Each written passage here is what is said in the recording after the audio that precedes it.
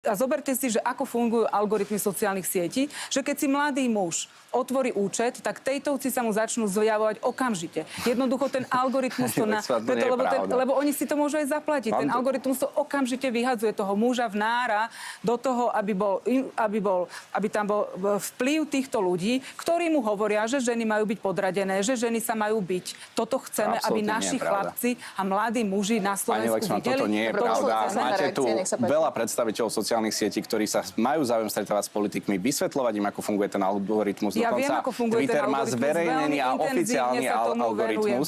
A viete, že tam nič takéto nie je. Proste, ak si náhodou pozriete dve videá futbalové, no tak máte celý algoritmus futbalový. Ak sa rozhodnete pozrieť nejaké dúhové videá, no tak zrazu máte celý feed dúhový a progresívny a rovnako vás to radikalizuje, ako keď sa rozhodnete ísť touto cestou. Ja kritizujem to úplne rovnako. Úplne rovnako kritizujem to, že jednoducho dieťa má mať chránené citlivé údaje a keď si dieťa pozrie dúhové video alebo si pozrie nejaké video o násilí na ženách, tak ten algoritmus mu to nemôže opäť ponúkať, preto lebo je to návykové a po druhé to tlačí to dieťa do tej budovy. Jasné, že tam je algoritmus. Pointa algoritmu je, že to, čo si pozrete, to vám začne ďalej ponúkať, aby ste tam boli čo najdlhšie. Ale to nie je pointa na algoritmu. To je absolútna pointa algoritmu, aby vás udržal čo najviac pri obrazovke. Trošku som študovala programovanie, čiže viem, čo je pointa algoritmu. Pointa algoritmu je to, čo jej človek dá. A keď mu chce dať práve tieto návykové vlastnosti, tak bude mať také. Keď mu dá, že je tam viac organický obsah, tak bude také. Keď mu dá, že má byť viac vyvážený obsah, že keď si pozriete dúhové video, tak vám ďalšie video neukáže dúhové,